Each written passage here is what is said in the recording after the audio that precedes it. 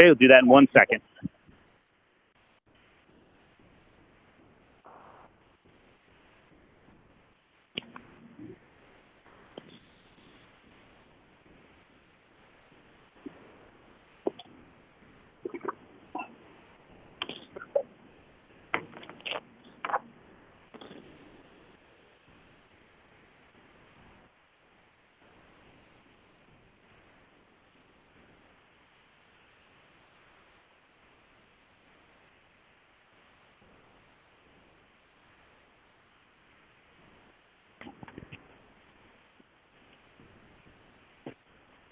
All right, everybody, this is Greg Belomo speaking. It is 1:32 on Monday, December 16th.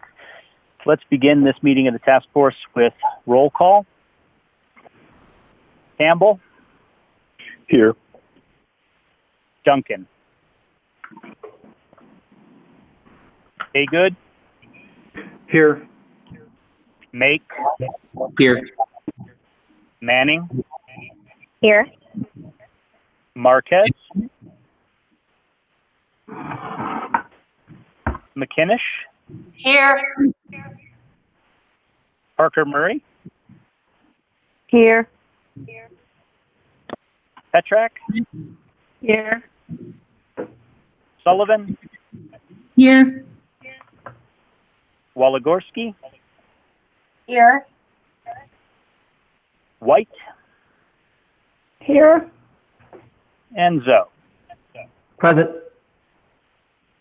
Okay, checking back real quickly. Duncan? Non-voting member. Let's try another mic. Okay, thanks, Kevin. How about Judith Marquez? I'm here. Hi. All right, all voting members present. Joe Barella? Here. And either John, are you here from DPA, or Monica? Monica. This is Monica. Hi, Monica. Hi. All right. Appreciate you all making time for an additional meeting. We have 2 hours on the calendar today. The meeting objectives, so Jeff on page 2, please. The meeting objectives are 2. First, to provide an update to each other on progress creating the final report. So we've pushed out a draft final report with some structures there. I just want to take a minute for those who volunteered to give us a quick update on where you've gotten and any questions that you have. And then we're going to spend the majority of the time gaining consensus on the 4 remaining policy parameters that we haven't yet addressed in an open forum. So there's really no page to discuss the update on the final report. So Admira, Jeff, and I, with the help of Lydia and Stacy, collaborated on a format for the final report, and our goals here were a few. First, to be as brief as we possibly can, but also to assist policymakers in understanding what their options are. We've had the benefit of a lot of expert input, and there are places where we have strong consensus. We need to report on that and then help people understand where that came from. And in the places where we don't have strong consensus, we need to do one of 2 things. In the case that we don't have a 8-vote or more majority, I think what is probably best for us to do is simply determine what are the pros and cons with any given idea. And then in the places where we have a majority that's not near unanimous, there may be folks who wish to author a minority opinion, and we need to provide room for that. So those of you who volunteered to participate in writing the report, I wonder if you could just pipe in and give us a quick update on which of the dimensions that you volunteered for and kind of a 2-sentence update.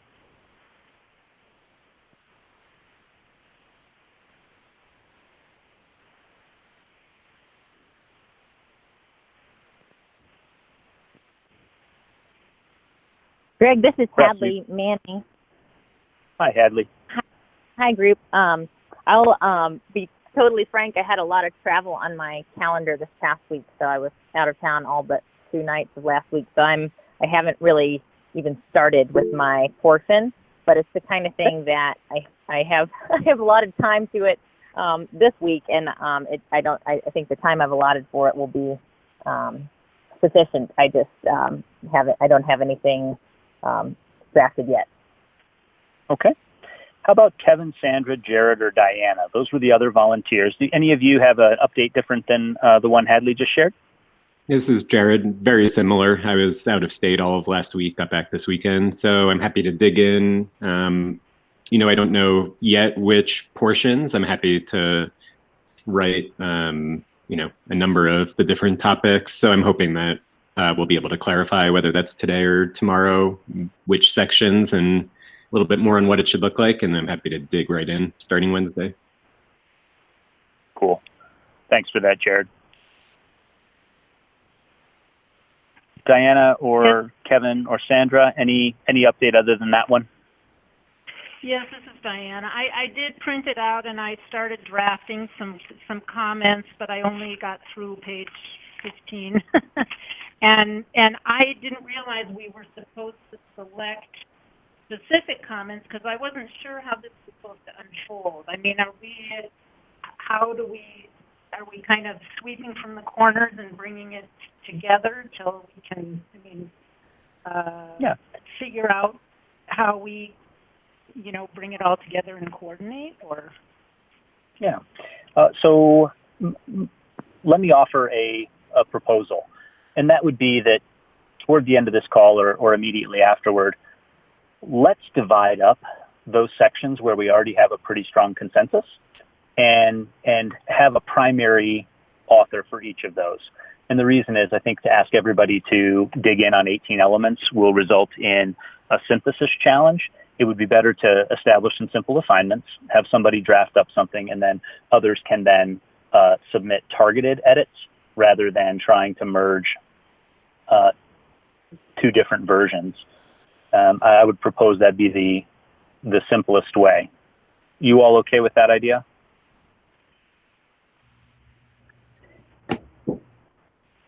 That should work. Okay.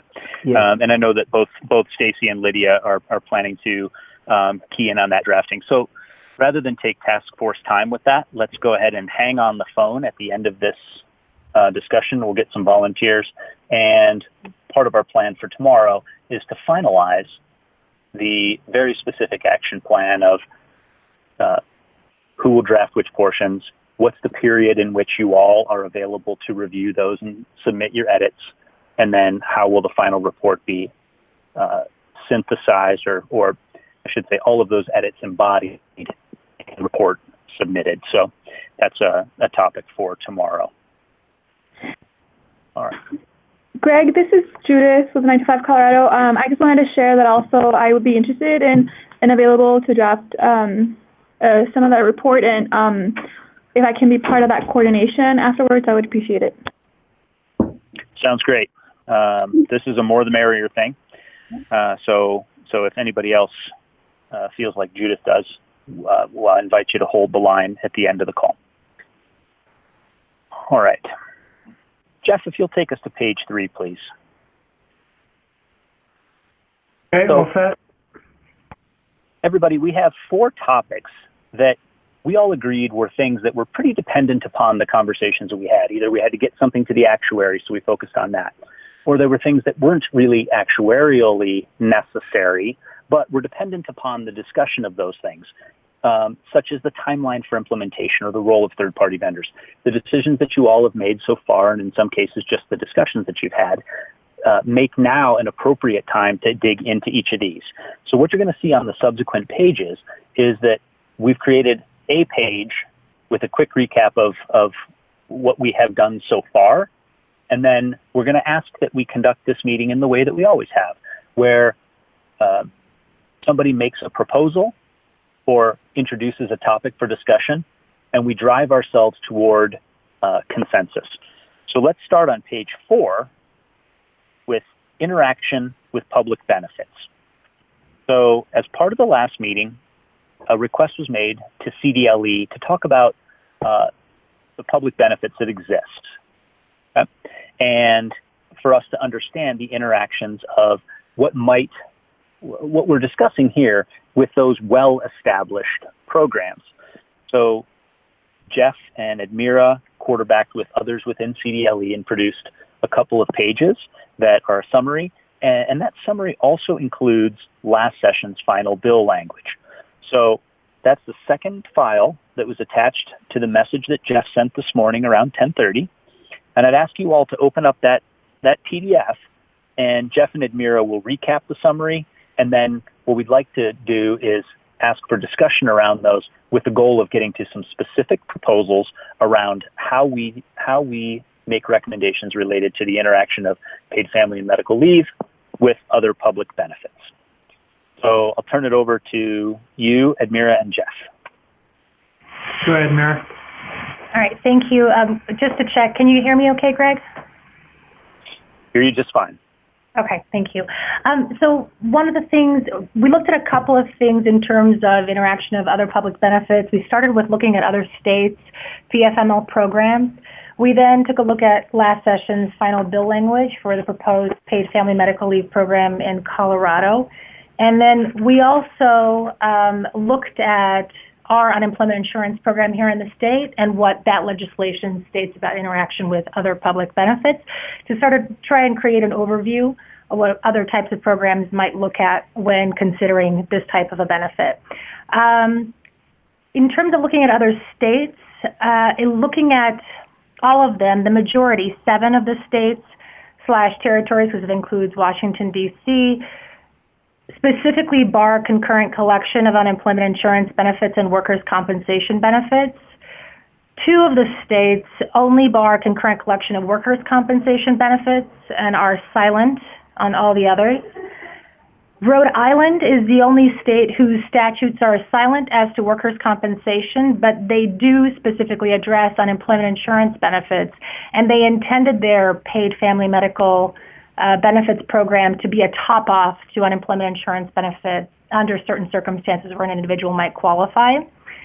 And then 3 of the states, and keep in mind that some of these might overlap. They might fall into more than one category, which is why I gave you a summary of the states we're talking about. So, for example, the 7 states in the first bullet point that bar concurrent collection of unemployment also appear in the last bullet point, which are a group of states that address other types of benefits than just the state's workers' comp or unemployment insurance program. And the 3 states, New Jersey, for example, reduces its paid family medical leave benefits by other states' concurrent disability payments. Massachusetts reduces payment by any government program or law. This includes workers' comp and UI. But it also could potentially mean that it could be any other type of benefit that a person could receive in the state, such as like a welfare or something like that. And then Hawaii reduces, they only have, just as a reminder, a temporary disability insurance program. They don't have the paid family part. So they reduce their temporary disability insurance benefit by federal disability insurance payments as well. Any questions about that first topic before I move on to the next one, because that might be a little bit easier? Okay, looking at the last session's final bill language, the bill specifically addressed interaction with workers' compensation benefits. It mentioned UI, but didn't clearly indicate whether somebody would be barred from collecting UI while also collecting paid family medical leave, and was otherwise silent as to all other benefits. When it comes to workers' compensation, it specifically reduced family benefit by the equivalent of 75%, but not less than $0, of any temporary disability or permanent total disability benefits coming from the workers' compensation program. In terms of the current position of the workers' comp division, and having had a follow-up conversation with them, the reasoning behind that particular language and why they initially supported it is that they actually intended that language to allow for collection of some type of benefit while workers' comp was being adjudicated, since that's a really lengthy process, and it would help support those who are receiving or at least are filing for workers' comp but not yet receiving benefit. the reason that they allowed for 75% reduction but no more, or equivalent of 75% reduction but no more, is they actually wanted the joint filing of workers' comp and paid family medical leave to be higher as a payment for an individual than just filing for one or the other. Their reasoning behind that was to still continue to encourage workers who actually were injured on work sites to file for workers' comp, so that workers' comp was paying their fair share of the benefit as it would be appropriate under law, and continuing the mission of what ostensibly workers' comp is for, which is to make sure that work-safe practices or workplace practices are safe. As for today, I think, and Jeff, you can add on to this, my understanding is that they continue to support that particular 75% if it came down to it.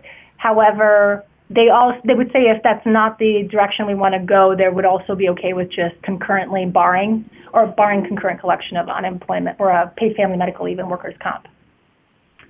Yeah, they seem amenable to both concepts. The biggest priority on theirs is keeping workers' comp whole in terms of their outlay and their liability and payments. Yeah. Yes, yeah. So if it's too complicated to do a percentage reduction or would have other unintended consequences, they would prefer then there to be a bar on concurrent collecting. And then any questions about, well, actually, let me then cover what the last session's final bill language stated regarding unemployment insurance benefits. So it didn't, that type of benefit wasn't actually discussed in the section of the bill that specifically addressed interaction of benefits. It was actually in the eligibility conditions, like I believe on page 13 or 14 of the final bill version. It stated after all of these eligibility conditions, for example, you have to have a leave event that would qualify. It then stated that the division may also require an individual to certify that they're not collecting unemployment insurance benefits.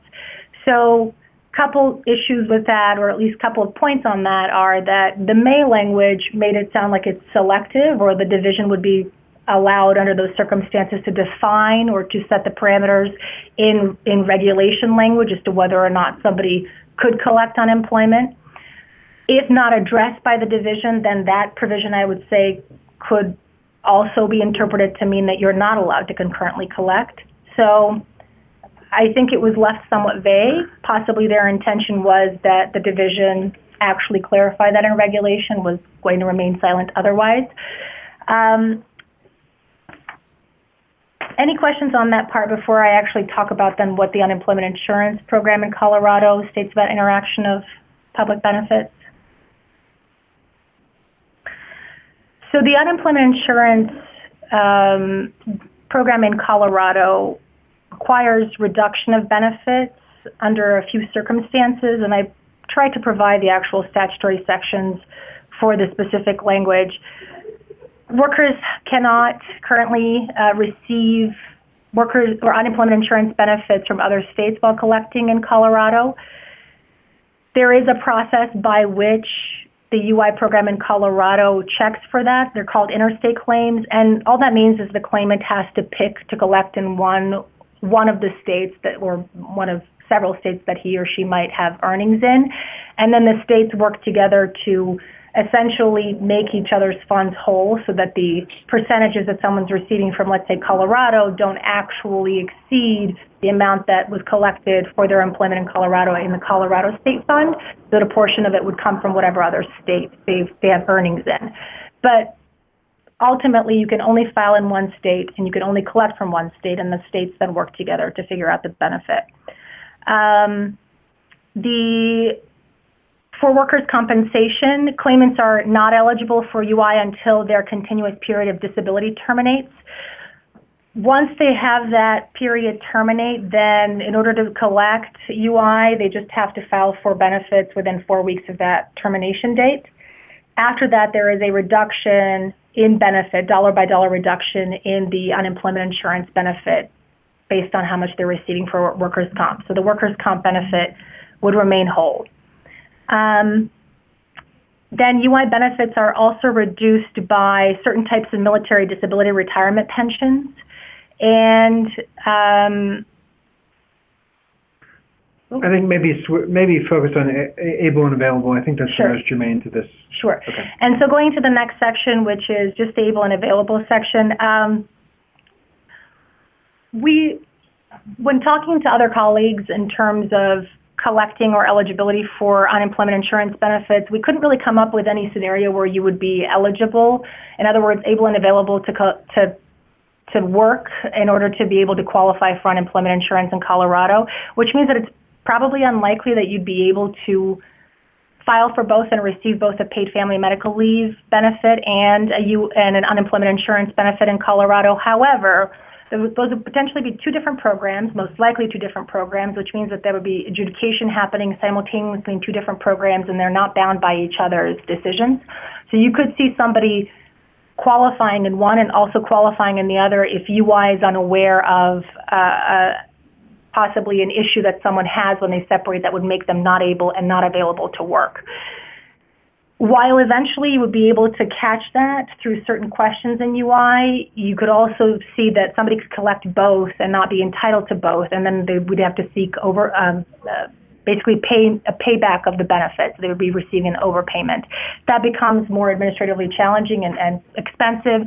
So there were just a couple of ways that other states have handled this, or that you could possibly envision dealing with this, is that you just either bar concurrent collection, which you could argue was possibly the intent of the initial paid family medical bill from the last bill session, or you could make sure that the PFML benefit is designated as what's called other pay or a form of income under UI, so that there would be a deduction of some type. If you receive PFML, you would then have your unemployment insurance benefit reduced by a certain percentage.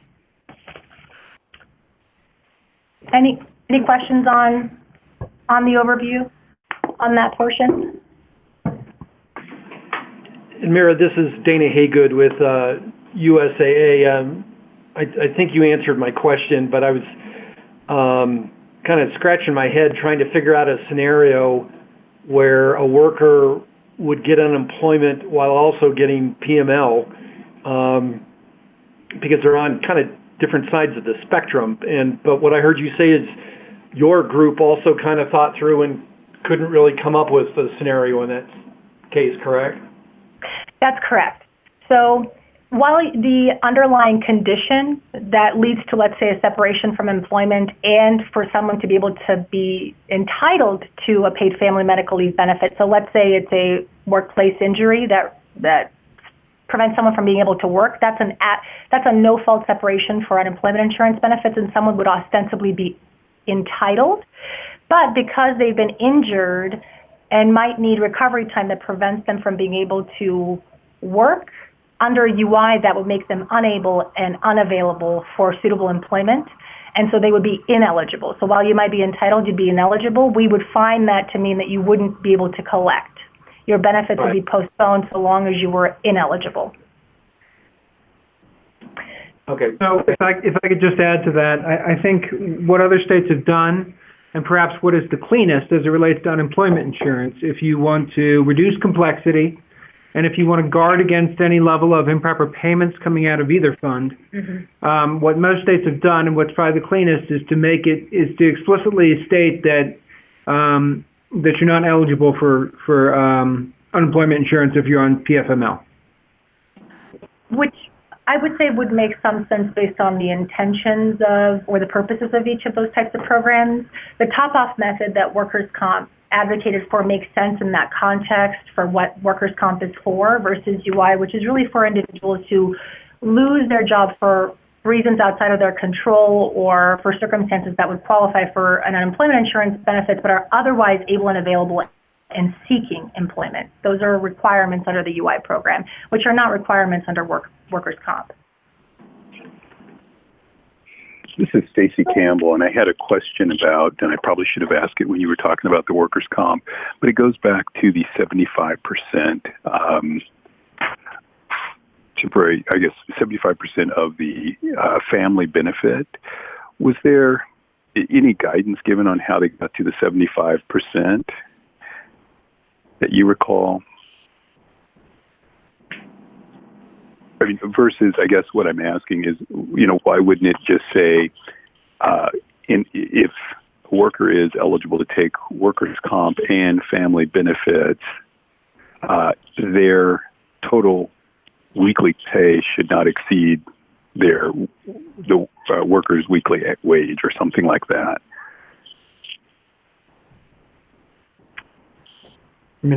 Jump in? Yeah. So I'm not sure how 75 became a magic number, Stacy, but here's what they were trying to guard against. One is, as opposed to in other states where they simply say if you're on workers' comp, you're not eligible for paid family medical leave. Yeah. Well, the challenge there is, for those that are familiar with it, I luckily in my life have never had to deal with it. I guess the adjudication and the determination of benefits and ultimately the adjudication and award of benefits for workers' comp can be quite lengthy. And so there could be a significant gap between when they apply for workers' comp and when they actually see those dollars.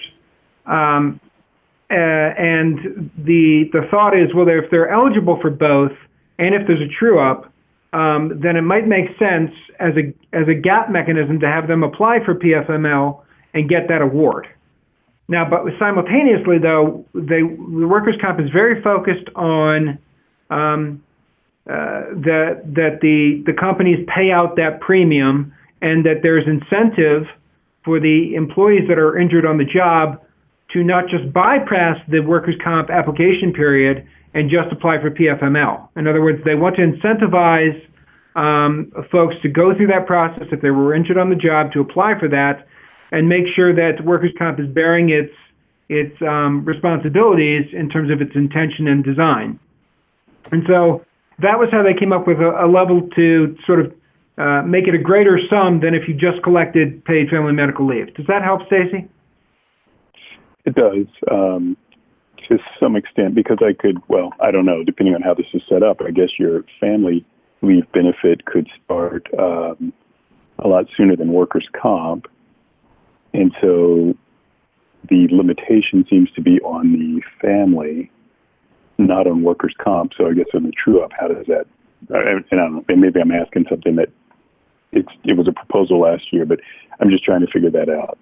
Hey, Stacy, this is Kathy. Yep. And I think what we were talking about when we were going through this discussion with workers' comp was that the way the paid family leave bill was written was that the wage replacement was going to be higher than it is through workers' comp. And then you also have this time for slower processing. And so I think workers' comp really wanted to be sure that that it's still kind of the primary coverage, right? Because workers' comp not only has wage replacement for temporary disabilities, but also for long-term disabilities or total disability. And so they wanted to discourage people who were legitimately injured on the job from going to the benefit, right, the paid family leave benefit, which might have a higher wage replacement in the beginning, but that would maybe compromise their ability if they end up being like totally disabled and need a lot of the different types of coverage that workers' comp gives, but that paid family and medical leave would not give. And so I think that's why they were trying to reduce to allow for the concurrent use, but to ensure that workers' comp continued to be sort of the first insurer, the primary insurer for on-the-job injuries. Okay, thanks. Tara, you had some thoughts on the 75%, and then we're going to go to Edwin after you. Yes, I took part of Stacy's question to be, why don't you just write it so that with just the sentence that the two combined cannot exceed the worker's weekly wage? So why is this designed to maybe be less combined than the total worker's weekly wage? The idea is you really don't want it to end up 100% wage replacement because that creates creates a disincentive to return to work once you're well. And the 75% I think is exactly right, because the maximum wage replacement you get under workers' comp is 67%, and the maximum wage replacement currently we're expecting to give under paid medical leave is 90%. If you use that 75% of the paid family leave get back to 90% wage agreement. So the 75% number actually gives you exactly what you want, is that the maximum placement you would end up with workers' comp and paid medical leave combined is 90%, and then going down from there.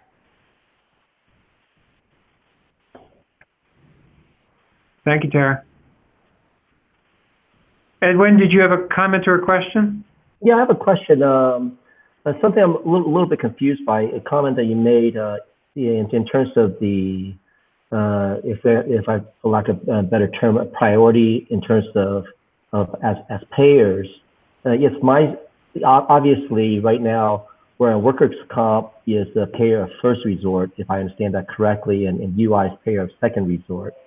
And if it is my impression, please let me know if it's otherwise, that the family benefits is a payer of third resort, regardless of the timing. But you mentioned that a comment you made actually flips that around, saying that if someone's getting family benefits and they cannot get UI, which sounds like we're shifting that further up as a payer of second resort. Is that correct, or? And I'll ask Admira to join in. What I was saying is that we can't really brainstorm a scenario in which, if you are eligible for paid family medical leave, that you would be eligible for unemployment insurance benefits.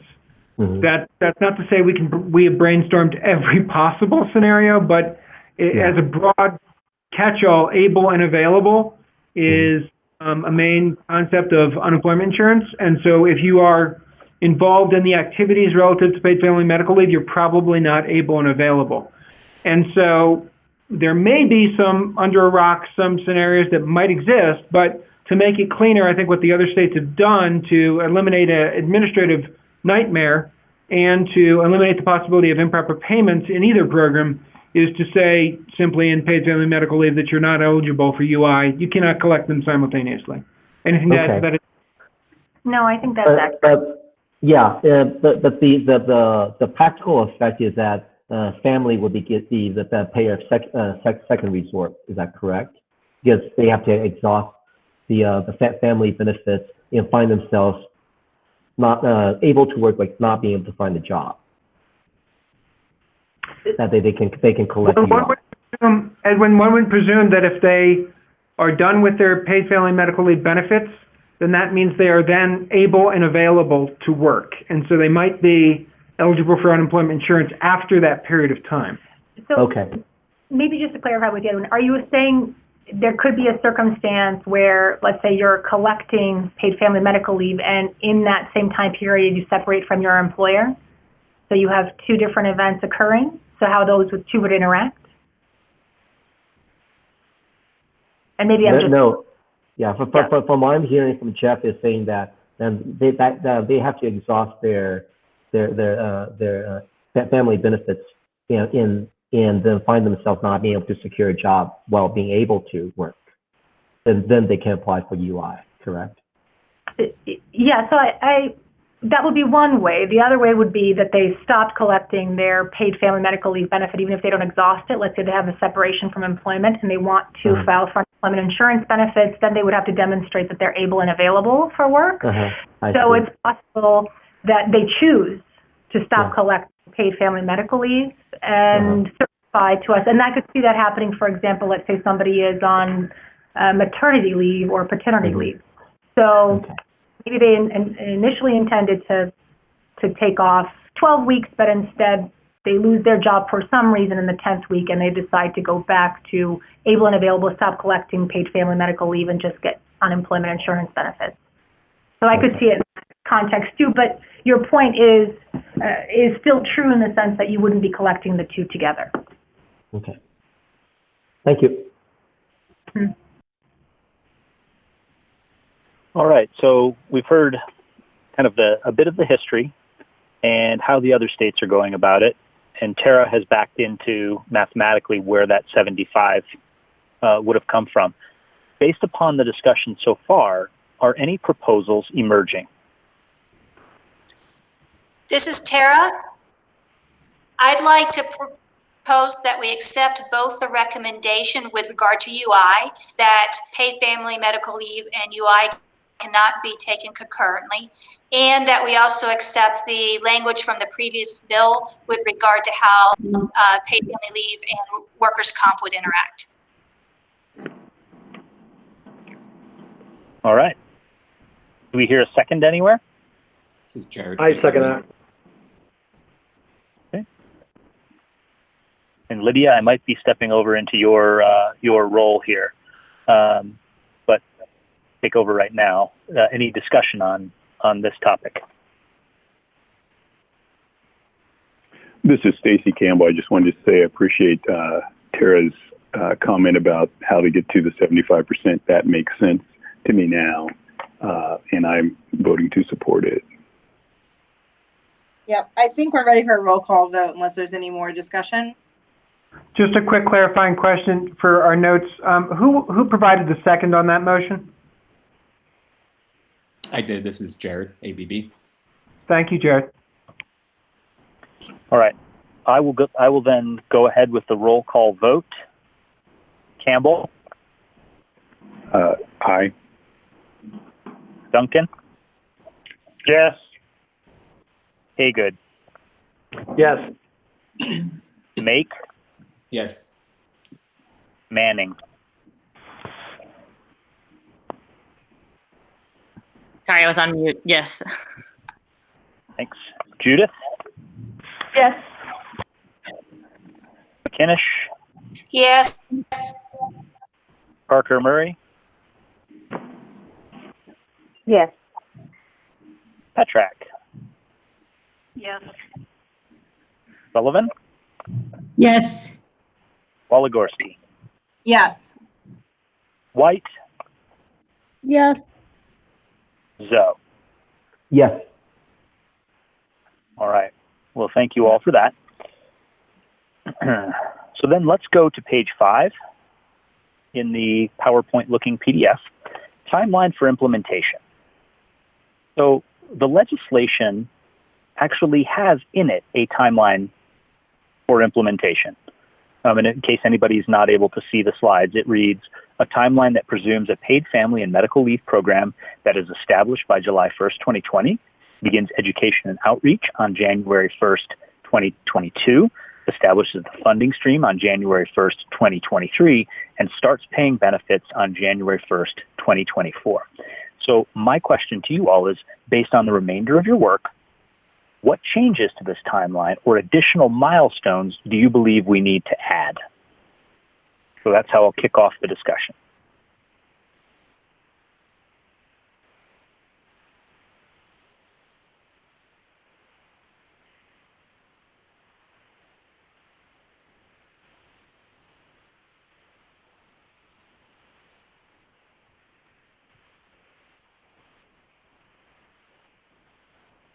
I'm not hearing anybody. If you're speaking and you're on mute, we're not hearing you. This is Stacy Campbell. Oh, go ahead, Kevin. Go ahead, Stacy. I was just going to move to accept the items that are in slide 5, which was proposed by the legislature. Do we have a second? Kevin. I second that. Okay. How about open for discussion? Yes, I have a question. Edwin So. Go ahead, Edwin. So Mama. Yeah, would this would this be independent of the next point in terms of the employer mandate model? So Edwin, I'll go ahead and kick that one in here. You guys are going to see this once more, which is you all voted to recommend a social insurance model, and while it wasn't unanimous, there was a fair degree of consensus there. We were, however, asked by the governor directly to consider an employer mandate model. And so my suggestion to you all is that you write your recommendations the way that you believe them to be, but that we provide additional insight because we have done the hard work and believe, that we have insight into the implications of each of those decisions. And that I think is true to your mandate, which is they asked you for your recommendations, but it also recognizes that none assembled here are the policymakers. And so if the policymakers decide to go to an employer mandate model, what would the implications be? I'd like to handle the discussion around a social insurance model first, and then what implications, if any, there'd be in an employer mandate model. Right. Does that help, Edwin? Now, to be sure that would be separate from the motion on the table, because we're basically talking about a social insurance model in the timeline for that social insurance model, correct? Let's put that back to Stacy. Stacy, was that your intention? Let me make sure I understand it. The intent being whether it's social insurance or whether it's a private or an employer mandate, that the timeline would be the same? When you made your motion, were you imagining, or were you proposing that in light of the standing recommendation to make it a social insurance model? I was going with more of the social insurance model. Okay. Greg, Stacy, could I make a recommendation for consideration? We may both be able to address both with one item, just sort of to reduce complexity, and that is, and while it may be inferred in this, the way that it's written, perhaps you could be more overt in saying that, you go with the language and the timelines that are established within this legislation, or that are outlined in the legislation, and you simply caveat it as a no later than dates for each of these things, and therefore it's sort of with the asterisks and the implied notion that if they go a different direction than social insurance and more expedited timelines could be met, then that's wonderful.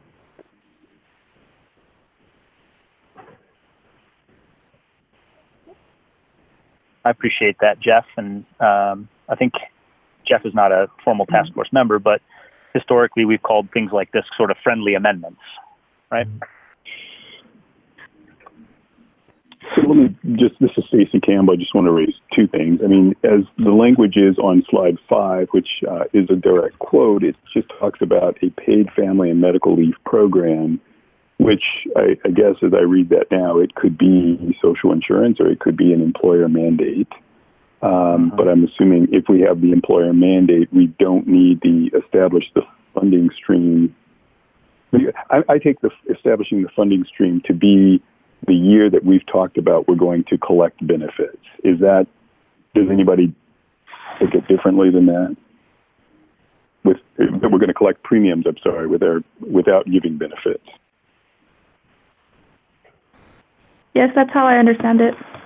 Yeah, agreed. Agreed.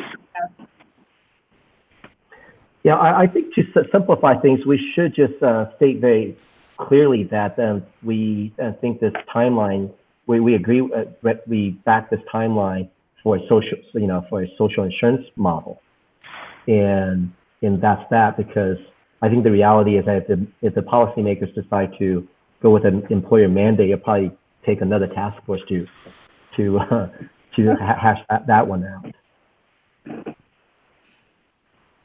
So based on what Edwin said there, I would accept that as a friendly amendment to the motion. Okay, second. This is Lydia. Can you please clarify that friendly amendment? So this is Stacy Campbell. We basically take the timeline proposed on slide 5 and say it's the timeline as it relates to a social insurance program. Thank you. Mm-hmm. This is Judith. This is just a point of discussion. I just kind of wanted to flag that based on the Minnesota expert study, it does recommend that programs have sufficient time to, set up the functioning program, and that there are varying timelines, and that Washington and Massachusetts and Connecticut have called for 2.5 years of a startup period. And so that timeline would be a little faster So if, for example, a policy is passed in July of 2020, then that means that a program could be up and running by 2023 with that timeline of 2.5 years. And that Oregon has a longer startup of 3.5 years. And that I think that might be a little bit more in line with what we have of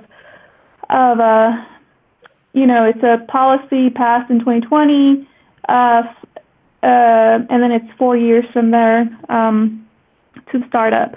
So I just want to point out that there are some states that are providing a little bit shorter time, like 2.5 years. And Washington, for example, they did successfully implement their program within that range, 2.5 years. They're launching their benefits January of 2020. So they did meet their timeline and deadline of 2.5 years. So this is Kathy. Thanks, Judith. I kind of agree. Like, I think when this timeline was put in place, we were trying to give as much of a cushion as possible. But I do think, to Jeff's earlier point, for this, we could say no later than, right? Because this timeline is the most extended or protracted timeline that we've discussed, and we did that for a reason during the session.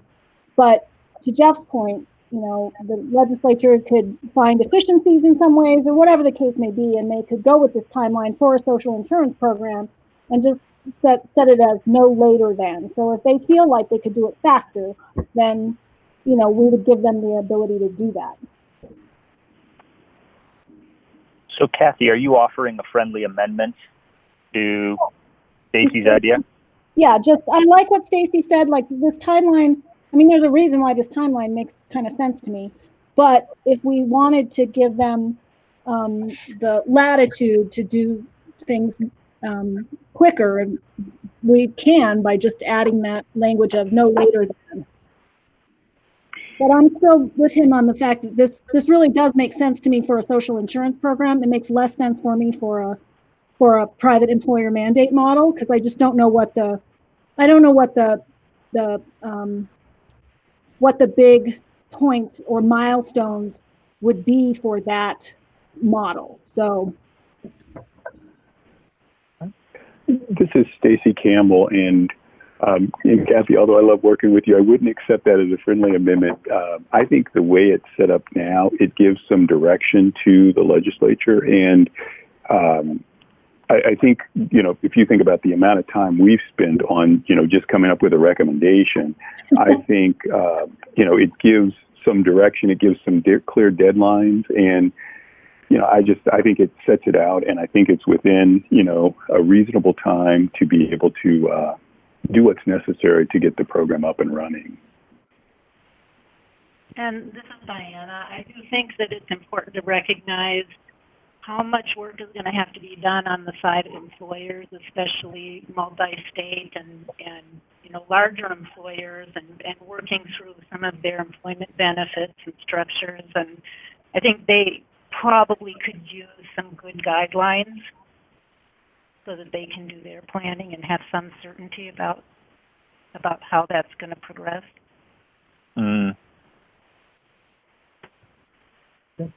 Other points of discussion before we vote? So just to clarify, Stacy, so did you accept Kathy's friendly amendment? I did not. So the proposal on the table, as I see it, is it's the program accept the proposed timeline related to a social insurance model. Correct. So there's one friendly amendment accepted. The second one was not accepted.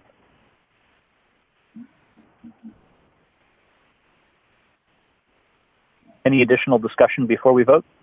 So this is Lydia. So I hear the concerns and the arguments from this, and I agree. I mean, in terms of like people will need time to figure this out and how this interplays with everything. And so, but I do think having a timeline that sets a specific start date, so perhaps a no later than January 1st, 2024 as like, final answer, everything has to be ready to go by this date, so that there is that conclusive part of this. And so would that get at the heart of what the concerns are in terms of if we say that here's the no later than you start paying benefits on this date, and then the other ones are good and reasonable goals?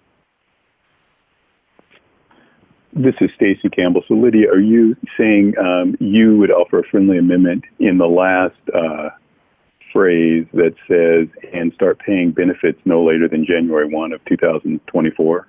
Yes. Would that be a friendly amendment, and would that I would accept that. I would accept that. I'm sorry, this is Jeff again. I don't want to compel you one way or the other, but if you make that friendly amendment to the benefits piece, you might want to also do it on the funding stream piece, because best practice is to allow a year for those in between those two things. And so other states have done 6 months, but best practice is a year, just something to consider. Yeah, this is Jared. I was going to make the same point. I think we would want to parallel the last two to say for exactly those reasons. Jeff, this is Joe. It also impacts the solvency rate, right? Yeah, thanks, Joe. That's essentially what I was getting at, that you want to build up an X number of reserves to have a very solvent program going into year one, and just from a design perspective, that's best practice. So this is Stacy Campbell again, and I can't believe we're talking about such minor words. I think, given that, I would stick with what we had. I just think that makes it clean. It gives us the time period. We know the expectation. So I would, Lydia, I would kind of step back and not accept your friendly amendment and just go with the language we have.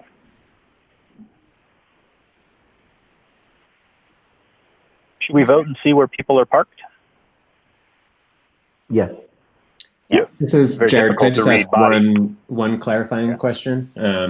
Yes. If we are voting on this, is there going to be an opportunity in the way in which we're thinking about the final report?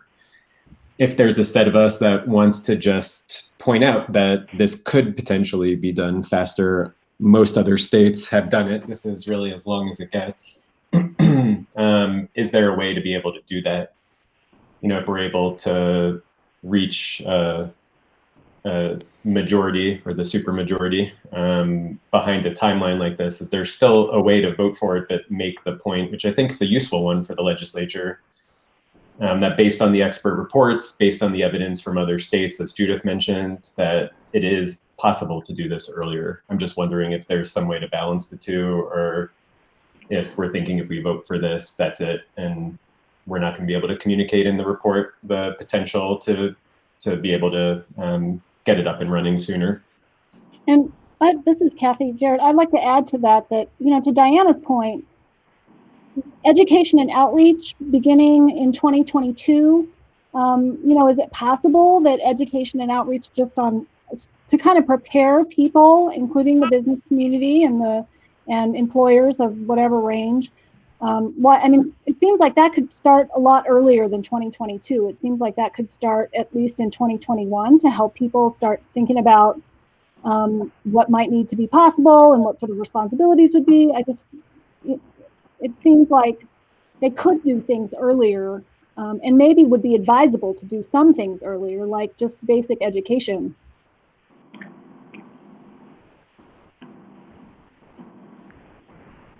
I call the question. Stacy, this is Greg. Just a quick point here. Jared asked a question, which was, will there be room in the final report? The answer is yes, there is room. How we handle that, whether we consider it a minority opinion or whether you say, relevant information, right? And you could put it in there in the main body of it. We can make that decision later. The question that Stacey's calling right now is simply, do we adopt this language, and then we can introduce that specific recommendation and the justification for it with statements like the ones that Kathy just made and that you just made, Jared.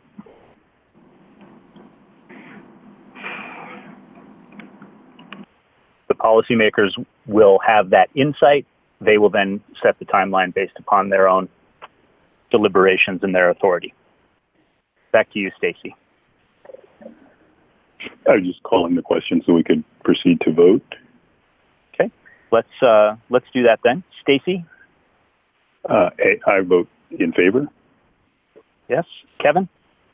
Yes. Dana? Yes. Jared? Yes. Hadley? Yes. Judith?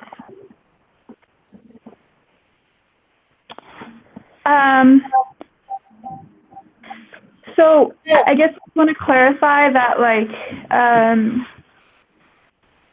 how will the minority report, is that what we're voting for right now, that this vote will include a minority report or some kind of, how you said, additional comments on, recommendations, expert report? So for just procedurally, this would become a recommendation. Now, how you introduce that recommendation could include things like your point around other states have done this within 2.5 years. And it is advisable that we begin bringing employers up to speed on this because it's a big change for them. Any of that could either go up into the justification of this recommendation or in a minority opinion. It could be in either.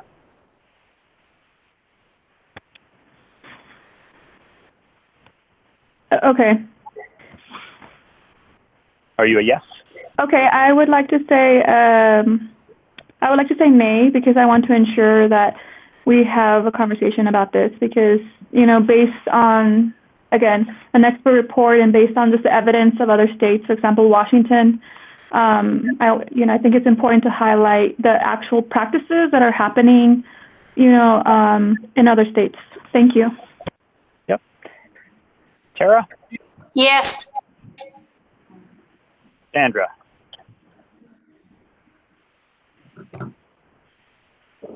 Sorry, nay. Okay. Diana? Yes. Trish? Yes. Lydia? Yes. Kathy?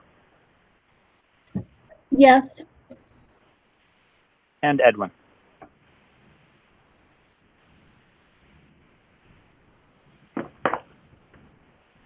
Edwin, are you there? Yes. And was that a yes vote? Yes. Sorry. That's okay, thanks. I realized the way I had asked the question, that could have been mistaken. I didn't want to be. All right, there we go. There we go. So, do you want to vote? To nay. Oh, go ahead. I was just asking sorry, to do the vote count. This is Admira. Go ahead, Admira. Okay, so you've got 11 yeses and 2 nos. Thank you. Okay, and so Judith and or Sandra, when we get to the portion tomorrow where we're talking about activities to zero in and to get that final report assembled, if either of you want to volunteer to write a few lines around why a more expeditious timeline is both possible and advantageous, you can, of course, sign up to do so. Thank you. Okay. We can work together on it, Judith. Thanks, Sandra. Cool. All right. So, Jeff, to page 6, program implementation. So I'm going to go ahead and confess that when I read the legislation, all it reads is program implementation.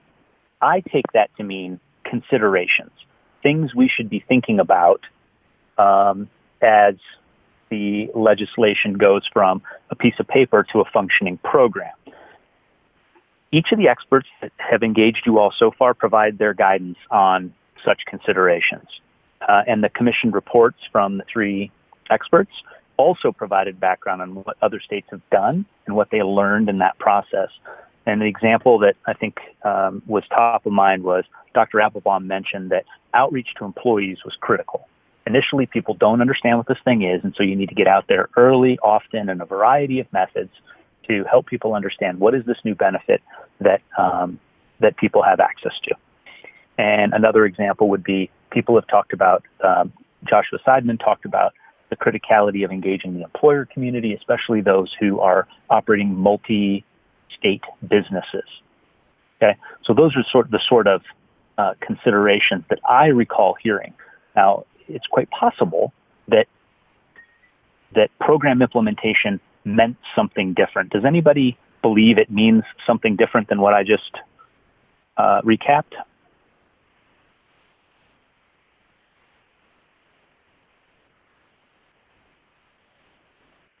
So assuming not, then the question that I have for you is, what advice do you recall either hearing or reading related to how to get such a program from paper into real life? I think I have one quick comment to make about program implementation, and that is, I'm not sure if it's assumed or it's somewhere documented that the program implementation should be should be done by CDLE. It may be obvious to some, but it is my assumption that that should be the case, and that if that is the case, we should certainly articulate it. When you say implementation done by CDLE, what does that mean? What would that mean? The actual management and execution of the program is by CDLE in the same way that UI is the program is implemented and run by by CDLE, whereas workers' comp is not. Okay.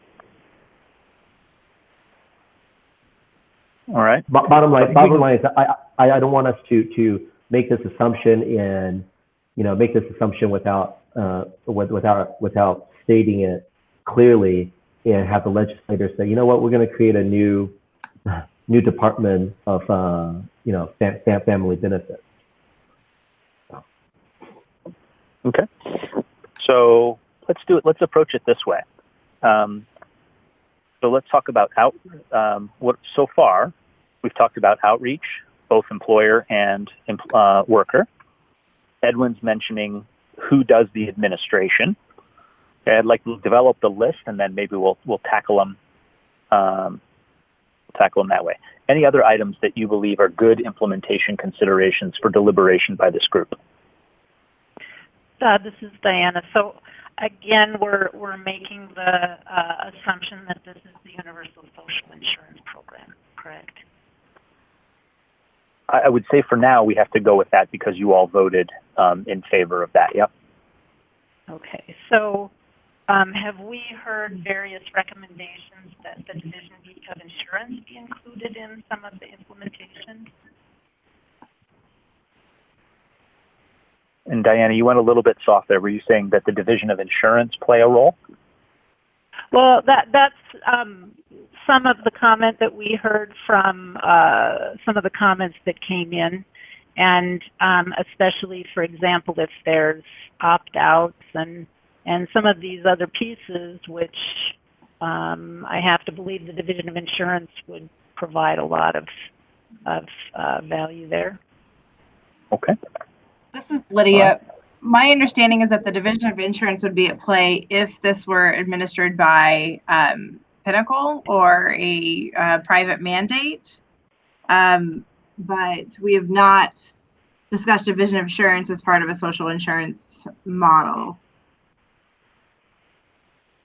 So then so all of those discussions around opt-outs and so forth just would happen in rulemaking at CDLE, right? That's my understanding. Yes.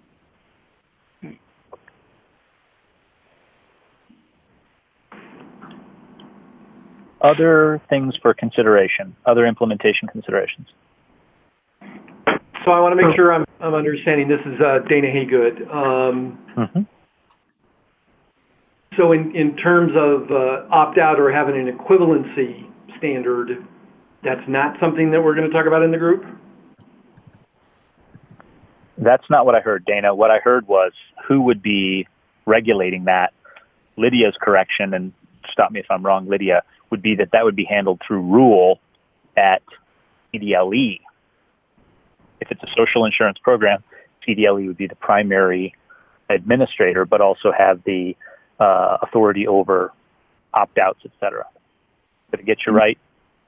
Yes, in terms of regulation. So that we wouldn't have to rope in another governmental department into this. This wouldn't be a split between CDLE and the Division of Insurance. Those are two independent departments, right? So that CDLE, as the administrator of this, would not have to coordinate with DOI on other insurance. They would just say, and Jeff, jump in. You might have some insight into this too. And this is Jared from A Better Balance. I think, and we did vote prior to what we sent to the actuary on, allowing private plans, which could be through, private insurer that meets certain requirements. I think the best practice is to house the regulatory authority and implementation in CDLE in the Labor Department. But to allow, and I don't think this even really needs to be specified, but that there could be rulemaking and consultation with the Department of Revenue, which houses the taxation division, in case there are some discrete pieces on, is it an approved insurer with the state that's doing the private plan. But there's really not very much, having worked on this in a lot of other states, that we would need to bring in under this model. Or somehow split implementation, but rather to allow CDLE to consult if there is something that's really specific, or the expertise of the Department of Revenue would be helpful to allow them to do that. So since Lydia asked, this is Jeff, and I under the context of a social insurance model, I agree with what Jared said. I think that's logical and well articulated. I just want to circle back for a minute to Edwin's opening point about implementation.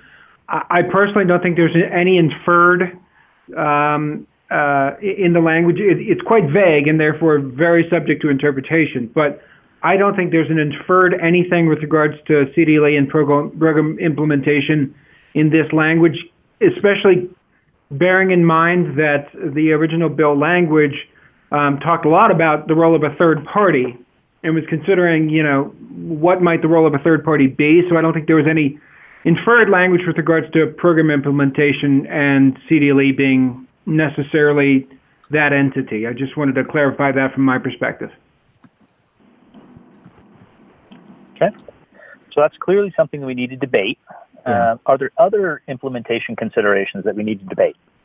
Well, if that's indeed the case, based on what Jeff said, I do think it's important for us to, at least from my perspective, based upon my observations of the resources and the skill sets involved, that we do articulate that as one of our recommendations, that CDLE would be the department or agency that is responsible for family benefits.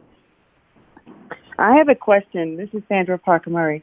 If CDLE does not implement it, what other department under the state would do it? I mean, what other would be responsible for implementing something like that? Then that would be up to the legislature then, or whoever gets the ear of the legislature. Okay. Okay. So, Edwin, are you making a motion that CDLE be the agency in charge of management, execution, and regulation of the social insurance program? Yes.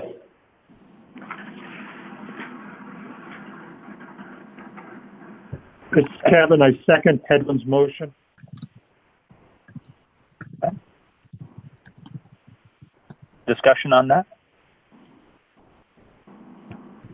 Jeff, this is Dana. What's your thought? Is that just totally makes sense to you, or is there a different group in the state that you think it would fit better?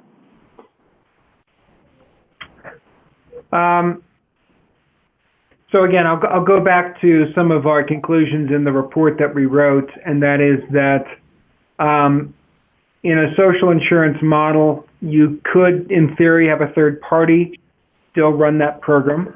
We outlined the pros and cons of that, and any entity is going to have certain benefits. Any entity is going to have certain challenges. I really want to remain neutral from our perspective in terms of what we're doing here in this, and just sort of caveat it as such. It's only your 13 best friends on the phone. You can tell us what you think. I'm sure no one else is listening. This is Jared from A Better Balance. So, since it seems like we've moved into this question of a third-party administrator, I appreciated the analysis of at least, the pros and cons and the information you received from CDLE, and thought that was very helpful. But even before reviewing that, the fact that of the 9 other programs that have been established around the country, none have used a third-party administrator. I mean, this would be uncharted territory. I think you have a ton of risks. If there's a third party that the state contracted with to run everything, it certainly brings in questions around for-profit entities, customer experience, but I think something that's particularly concerning to me is what if that third-party company isn't doing a good job? And what does it then look like for the state to need to find somebody else to suddenly take over administration of this program? That will be harmful to employers, to employees. You have the potential for disruption. So the idea that there could be a third party running this, which again has never been done, just raises real concerns, along with questions around enforcement and not having the state really do this, given its expertise and its position, its availability, the availability of information that the state already collects. And then the one other point that I would make is that, the fact that CDLE put out a request for information and there was only one formal response, to me also suggests that there's not necessarily strong appetite. I know just one RFI asking for a lot of information might not prove that, but the fact that we really haven't seen such a hunger from entities to take on running a program like this suggests that it's also not something that we should really be considering. But the only piece that I would say, and perhaps I could offer this as a friendly amendment, is, I would support allowing CDLE, or the state rather, to do specific contracting with a third party around information technology and setting up a claims portal and process. I do think that's where, from other states, we've seen it could be helpful to use an outside IT company that helps under the state's guidance and overall implementation and enforcement to be able to help set up some of the technology for accepting claims and analyzing them. So I'd offer that. I don't know, was this Edwin's motion originally? Yes, it is. As a friendly amendment that this be administered and, by CDLE, but that we allow some information technology contracting option for CDLE in the state. Well, in terms of my understanding, I would put that under executive privilege in terms of CDLE. I'm sure without any stipulation by the legislature, do contract third-party vendors for various needs that cannot be filled in-house. Is that correct, Jeff?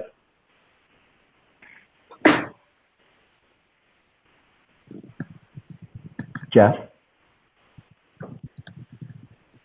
Hello? I'm sorry, Edwin. You had a question at the end that I missed. Yeah, it's my understanding that CDLE, for that matter, any of the agencies or departments have the authority to contract with third-party vendors for expertise and resources that it does not in need, that it cannot provide in-house. Is that correct? Yeah, I mean, how we go about that gets into state procurement code, but to keep the answer short and simple, the answer is yes. Okay. So I'm not sure if it's necessary, but if everyone feels better that we do open the doors, and I'm open to a friendly amendment that states that the CDLE at its discretion may contract third-party vendors for subsets of needs and requirements that it cannot produce in-house or provide in-house. Yeah, this is Dana. I agree with Jared. I think in the considerations page, that is something to think about. When you talk about a social program, it's easy to think you're just going to do everything. And there are vendors and technologies out there that the state can develop, but it's going to take time and a lot more money. And there's people out there who've already done it, and that's what they do. So I think it's a good add-on. Okay. Jared, are you okay with the language, the friendly amendment language I put forth? Yeah, I think so. You know, I certainly like the idea of highlighting information technology because I know it's been helpful in other programs. Okay. But we could also add that certainly if there's going to be an opinion, depending on how the votes play out on this, it's something that could also just be mentioned. You know, even if the program is run by the state and CDLE, you know, it could just be something as opposed to a formal motion. We just point out in a opinion that there could be other procurement rules and experience of other states that could be helpful for discrete contracting. Discrete I think is the right term, because what my intention is not to provide the authority for CDLE to basically turn this around and say, okay, you know, Corporation X, you're going to be running this whole thing. Yeah, so I think I would withdraw the friendly amendment. It was helpful, Jeff, to just hear you say, you know, under existing procurement. So I would instead just be in favor of keeping the motion as is, and that we just consider in the backup for this, mentioning that there could be these discrete purposes under existing state procurement that could be useful for CDLE or the state in terms of implementing this. Other discussion around the topic of CDLE being the agency in charge of regulation, execution, and management of such a social insurance program?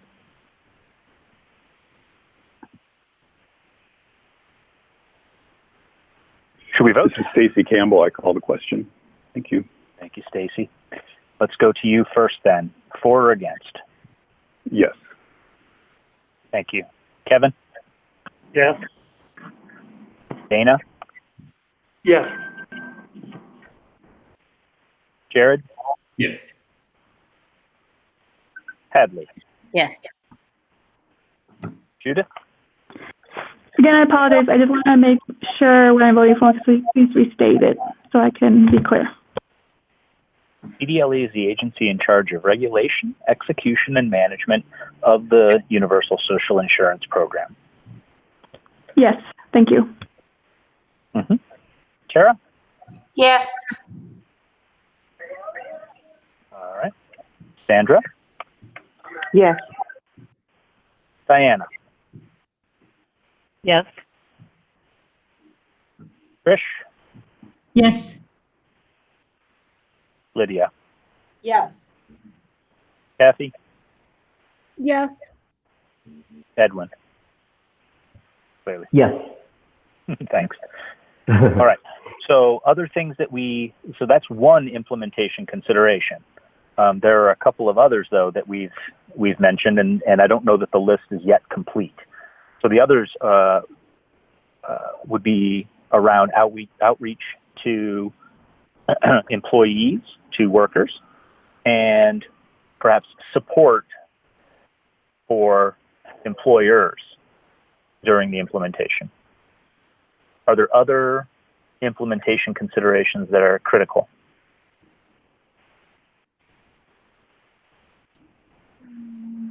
This is Jared.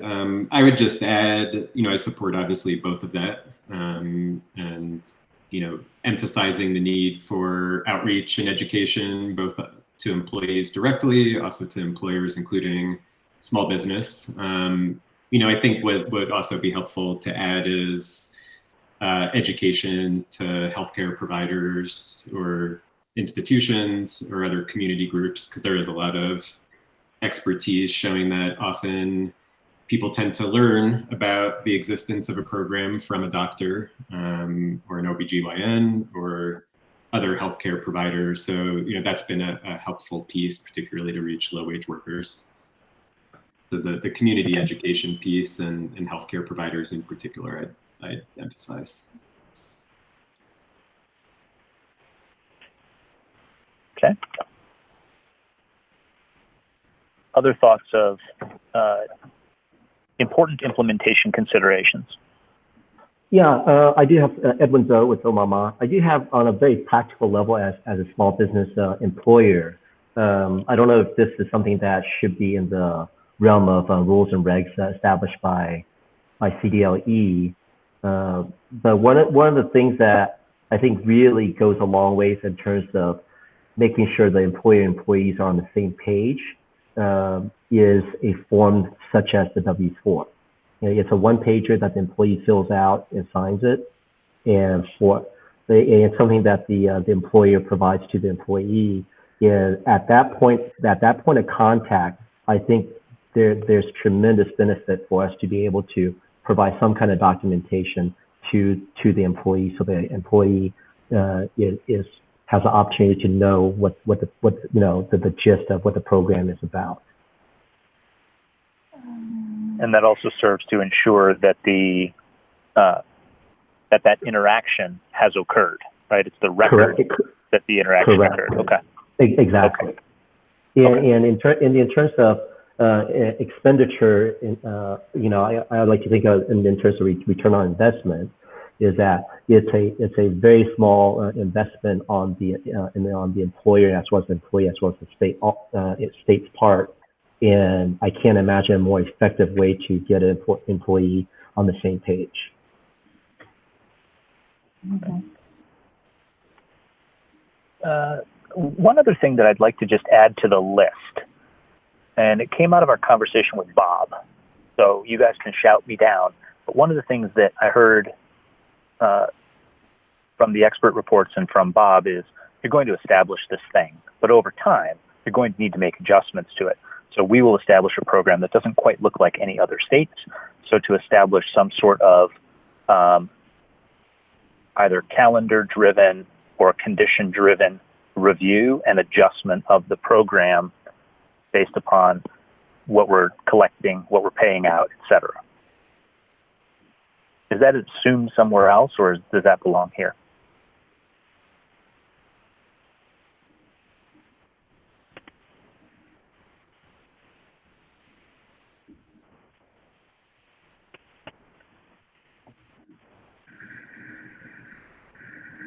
This is Kevin. I would think that would be a good point to raise when they're thinking about implementing this, is how they're going to audit it in the future. And Greg, this is Jeff. Just for your awareness and for the task force, it's our recollection that was in prior years' legislation, sort of those annual check-in points and the reestablishing and adjusting things. Okay.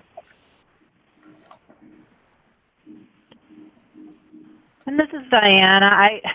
This may not be productive, but I just, when we're talking about small employers, I guess, the premise of all this is, again, that we're doing the social insurance model. And I'm just not very optimistic that the whole process is going to be smooth for employer education. We've had such an expansion of labor regulation lately. So these employers are being hit by compliance from so many directions, and efforts to find out, what can I do, what can't I do, how do I fill this out, their ability to have some kind of input into how the process, or what the process looks like, some of the forms, some of the ease of communication. I don't know. I mean, obviously we're doing everything from the 10,000-foot level here. So that's just a comment. Thanks, Diana.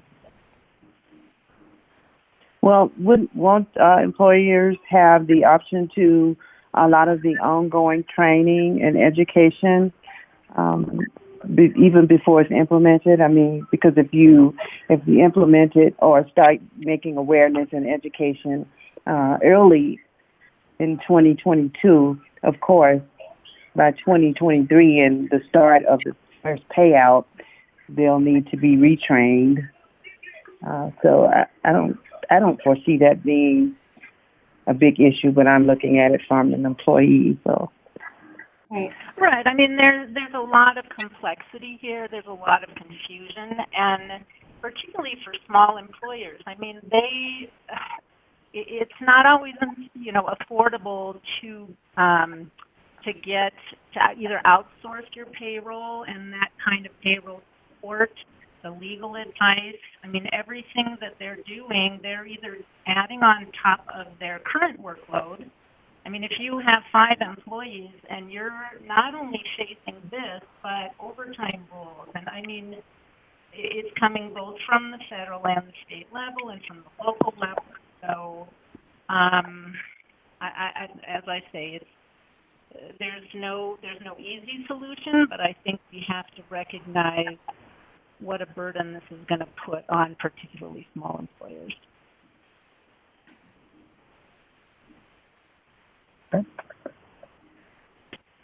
So this is Lydia, and I feel like what we're hearing is that we've got a recommendation for a robust education program, and then I'm also hearing that and we voted on this in the last timeline, that people would have 2 years essentially to prepare for this. And so I think at the macro level, that is 2 years to prepare is pretty good. We'll have rulemaking and plenty of chances for people to be heard there as well. So to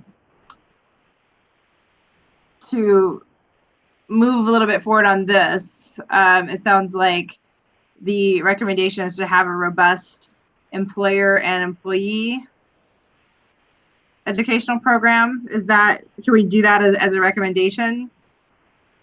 Is that what we're comfortable with? Yes. Yeah, Lydia, it's Greg. Let me propose some words, because there was a couple of other things in there. So, create a robust education program for both workers and employers, particularly small employers and those operating multi-state businesses, and also engage other community providers who may be raising awareness of these benefits. Yes. Does that do what you were intending? Yes. Okay. Discussion on that?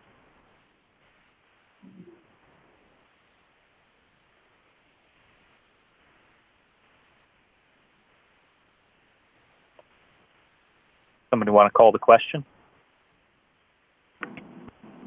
This is Stacy Campbell. I call the question, but I asked before we vote that you just repeat it one last time so we make sure we all are understanding what we're voting for. Sure. Yeah. The motion is that go ahead. Establish a robust education program for both workers and employers, particularly small businesses and those operating in across multiple states, and engage other community providers who may be raising awareness of these benefits.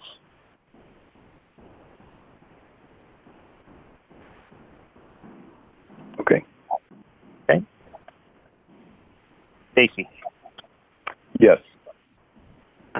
Kevin? Yes. Dana? Yes. Jared? Yes. Hadley?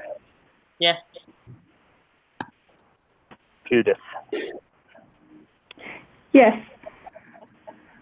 Sarah? Yes. Sandra? Yes. Diana? Yes. Trish? Yes. Lydia? Yes. Kathy? Yes. Edwin? Yes. Okay, that one carries 13-0. Are there other implementation considerations or program implementation details that you all would like to offer specific guidance so that the policymakers have the benefit of your study so far?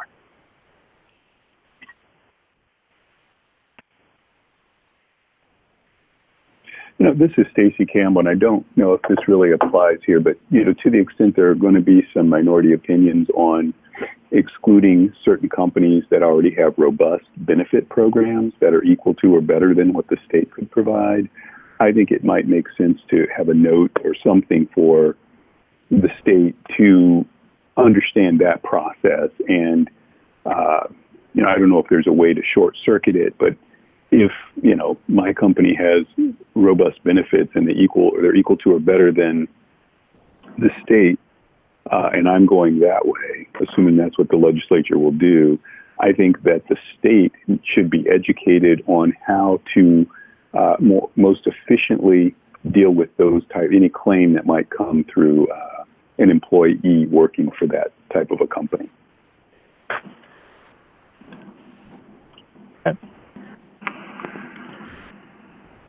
And would you make that as a distinct recommendation or part of something else, Stacy? What do you think? I think it could be part of something else. I don't know that it needs to be, its own recommendation, but I do think that we do need something like that if we do end up or if the legislature ends up excluding certain companies, because I think we want to allow those companies to operate without a lot of disruption and without a lot of, administrative interference. Greg, Stacy, this is Hadley. Since part of the recommendation we just voted on was to engage, to do a robust education campaign, I think that this might be like a note in this section of the report, just to say, task force members note that, in terms of equivalency, opt-out, employers need to know exactly what that looks like. So, if we want that to be an option for employers, then they, so I guess what I'm saying is we could just include a note in that section without it really being like another recommendation. And something else I was going to say to this point, Greg asked about, things that we've talked about throughout our meetings together that are relevant to education. I remember a conversation with Dr. Applebaum, and she specifically mentioned the WIC program as a potential avenue for education. And I also think that the state Medicaid program might be a good education avenue, just because of the population that Medicaid serves and its relation to healthcare. The Colorado Department of Public Health certainly has already been helpful in terms of offering their report to the task force, but there may be ways that the Public Health Department could be helpful in an education campaign. So we might just make a couple bulleted notes under this section in terms of, the education campaign that we envision based on our conversation and our studies that we've had throughout this process. Okay.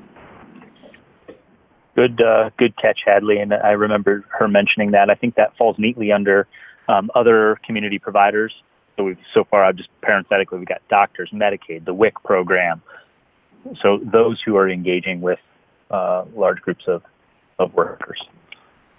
I would also even say that, maybe even organizations like Planned Parenthood, because they showed up to make a public comment and are supportive of the work the task force is doing. And I certainly think, in terms of the services they offer, particularly as it relates to family leave, that they might be a good partner in terms of educating particularly expectant women about the option of paid family medical leave. Okay. Yep, good, noted. Yes, and this is Judith with 95 Colorado. Yeah, I think that there's a lot of different, and I think the expert report also mentions like health organizations, like as Hadley was saying, but, even churches. I think that there's a lot of partners that I'm sure, once this is implemented, would be happy to, educate the community that they serve. So also I'm thinking about churches as well. Okay, got that too. Good call. All right, looking at the clock here, we've got about 25 minutes remaining. You all want to move on to the role of third-party vendors? Greg, this is Dean. I want to go back to what Stacy was saying. So I know we've had a lot of discussions about an equivalency standard, and we gave it to the actuary, and they gave us feedback that they think it's a small deal in Colorado, and they also talked about in Washington State that it's not going to impact their plan or their solvency.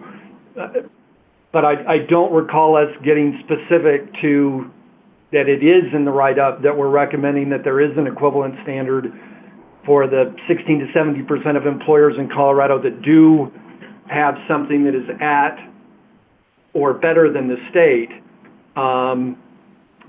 that they meet the standard.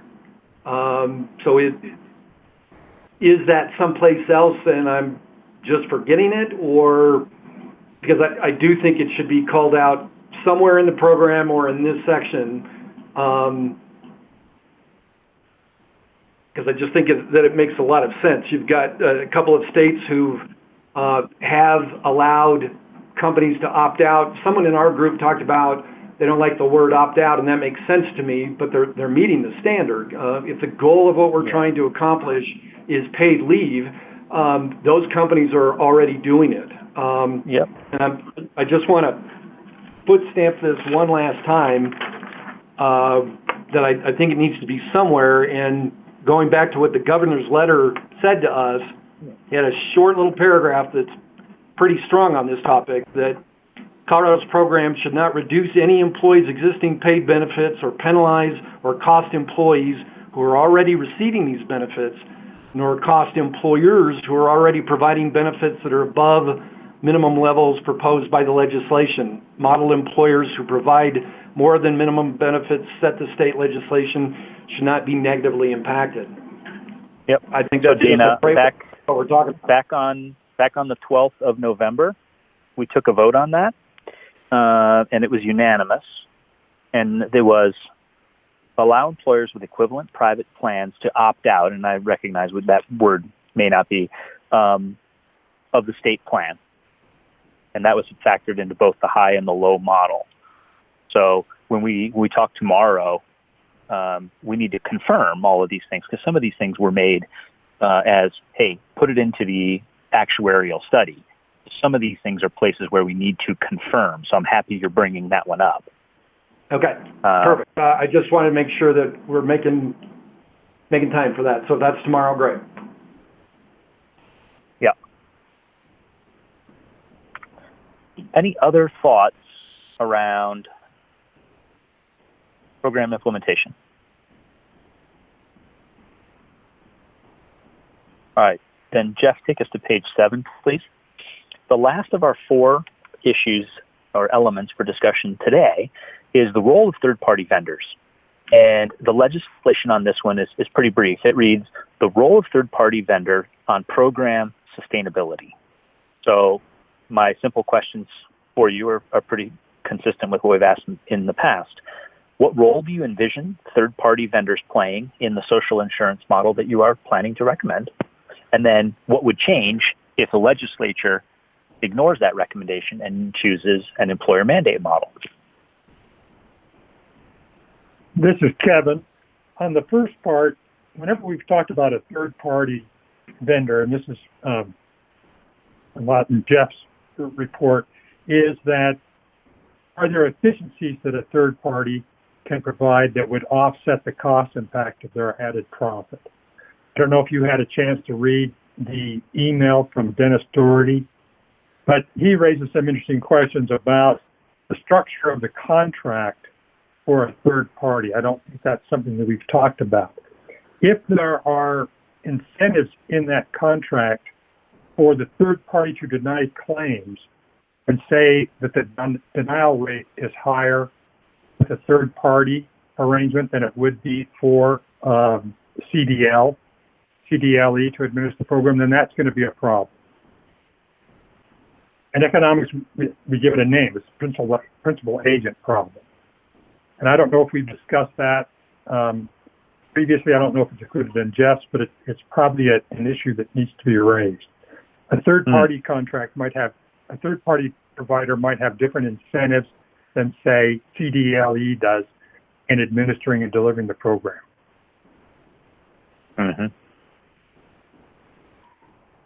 Yeah, this is Jared. I definitely agree with that. I think it's an important point, and is one of the concerns that I have in terms of the research and what we've heard. I think the AFL's letter underscores that as well, particularly around for-profit companies and what incentives could look like.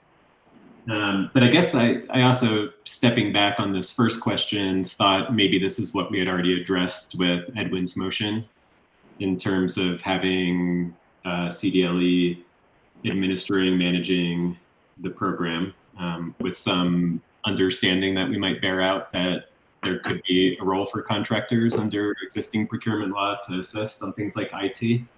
So I'm not sure what else is being comprehended by this first bullet, because I thought we answered that. This is Kevin. I understand what Edwin was saying, but Jeff was even saying previously that even if we had a third-party vendor, CDLE would still be involved because they'd have to coordinate things. So just because we say CDLE is involved in administering this thing doesn't necessarily exclude a third-party vendor. What I think we need to do in the report, or what I'd recommend, is we include some discussion of maybe we have Jeff's report analyzing the cost and benefit of the third-party vendor. What I'm saying is there's additional information from that we might include to educate the legislature on that issue.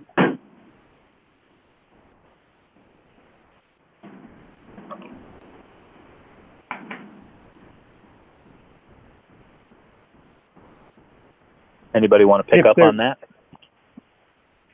This is Diana, and maybe I'm having a hard time keeping up with this conversation, but are we switching back and forth between the concept of a third-party vendor in a universal social insurance model and the employer mandate model?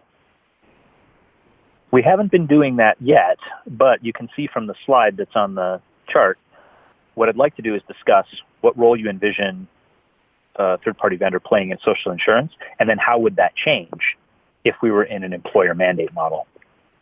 So someone brought up a concern about incentives to deny claims. And I guess that, if I understand it right, that would imply that the fund, I guess I find that a little confusing. And also, and this is a little bit off topic, but we received the comment, and now I don't have the name right at this comment that we received this morning was emailed directly to our distribution list. And I found that kind of interesting because are we accepting comment directly to the task force members? Because my understanding was that would be an opportunity as a comment period during each meeting.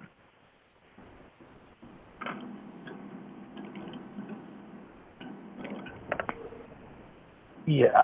So I was not on that original message, Diana, but it would appear that the person who sent it circumvented the process of either sending it to the department for relay or delivering it directly at a meeting. I can't say any more than that, but that has not been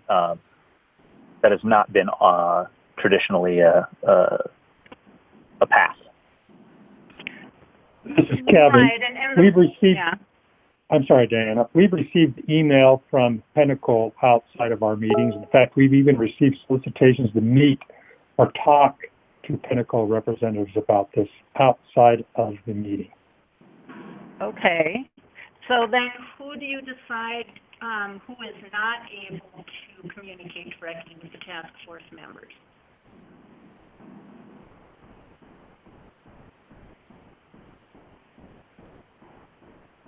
I guess my question, in the interest of time, knowing that we have 13 minutes left, is this relevant to the third-party vendor discussion? Yes. No, but it is relevant because I have had certain stakeholder groups interested in providing comment, and I was told that outside of the 30-day window, they would have to be in person at a meeting. That's all. So it's just a point of process, and I leave it there. Yeah. I don't believe this is an intended mechanism. No. Back to the topic of third-party vendors. Yeah, I would like to have some input on this since it kind of relates to the previous recommendation that we approved that CDLE be the agency or department in charge of this. Is that I feel like the role of third party, we're talking about two different types of third party vendors. One is one that basically takes over the entire program, which is contrary to our recommendation that we passed just moments ago. And so that type of vendor, I don't think there's much more discussion we need to place upon that. But the other type of third-party vendors, which is more along the lines of what Jared was talking about, I think that certainly we invite third-party vendors, with expertise and resources to support CDLE's mission to come forth. This is Stacy Campbell. And I gave, I just sent an email. I'm going to have to step into court. So I gave Hadley my proxy for a vote on this. But I could see possibly a third-party vendor. I think Evan makes a good point. We're not looking at somebody to take over the whole program, but we could be looking at someone to help administer a piece of it because it may be more economically viable to have someone, let's say, outsource the processing of claims or something like that. And I think that might be something, however we do this, that we note as, CDLE should always be on the lookout for third-party vendors that can allow this program to run more efficiently and economically and those types of things. But that they keep oversight of the program. Did you say versus oversight of the program? No, that they keep oversight of the program. Yes. CDLE keeps oversight of the program.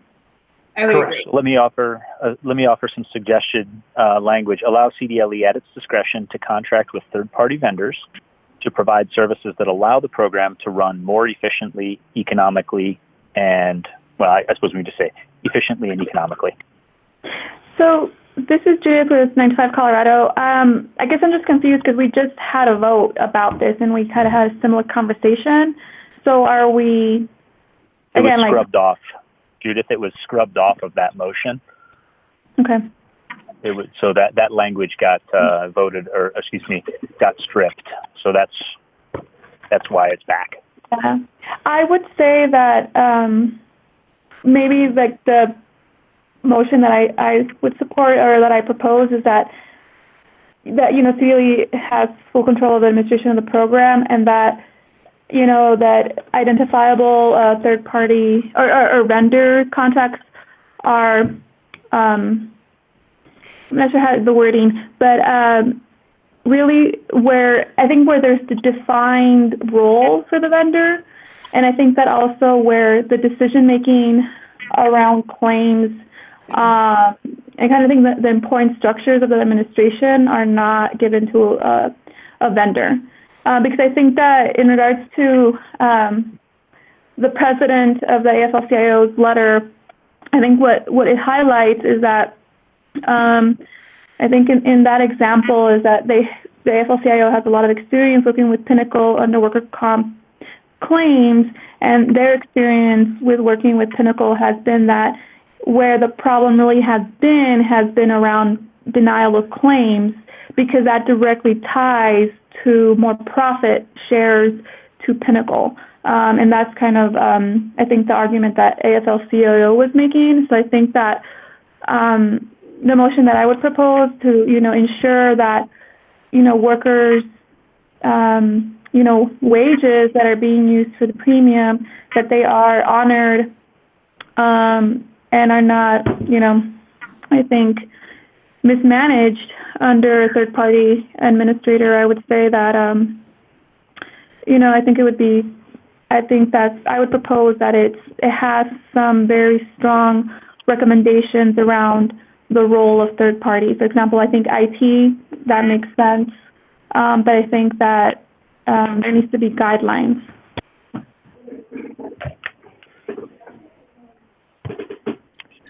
This is Kevin. I guess I need a point of clarification about what a third-party vendor is.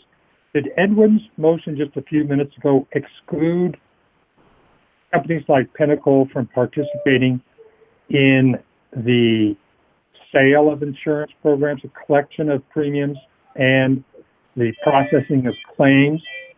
Does that mean, did Edwin's motion imply that CDLE would run the insurance side of it, but they could hire vendors for IT help? Is that what we're saying? Are we excluding companies like Pinnacle from participating in that? Is that what Edwin's motion was?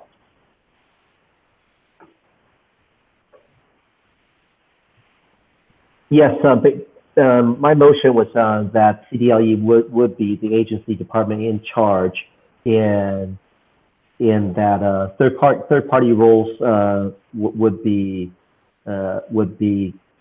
fall under the guideline of the state procurement regulations or whatever regulations that they may have. It has to be consistent with that. Okay. So what are we basing that on? What evidence are we providing? Because it seems Jeff's study on the costs and benefits suggested that there would be a cost savings. I seem to recall $40 million. The state wouldn't need to pay that money for the basic computer infrastructure.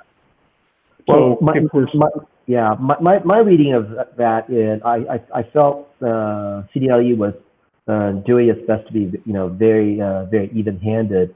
Is that there is some reasonable savings on the front end, but there's also some very serious issues that cannot be addressed when we decide to, if we go to the other path of having a third-party vendor, such as solvency and oversight and so on and so on.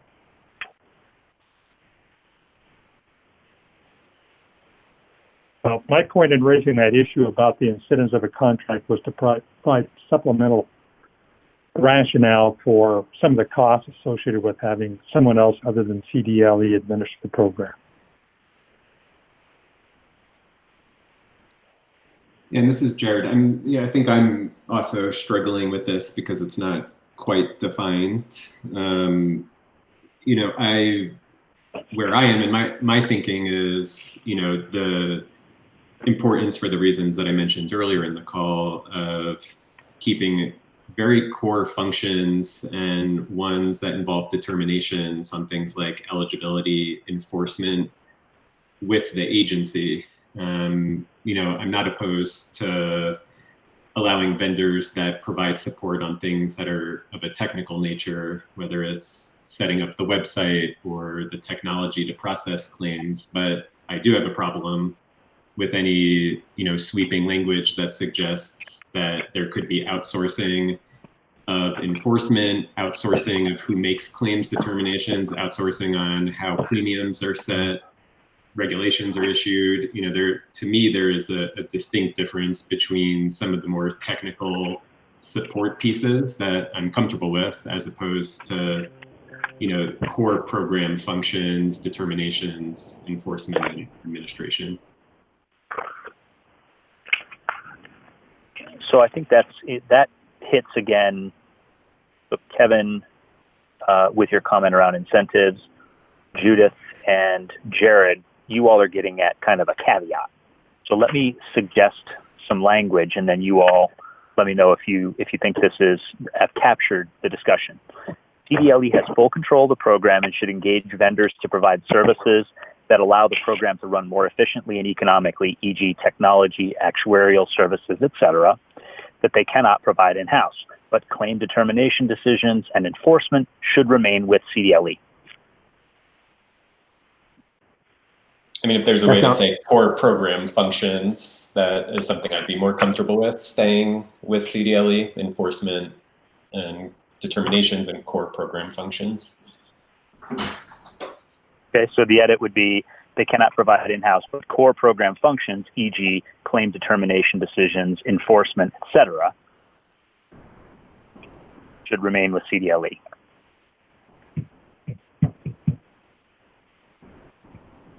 Is that, I do not want to put words into this group's mouth, but I'm trying to get us out of here on time. Yeah. Is that what you all were getting at?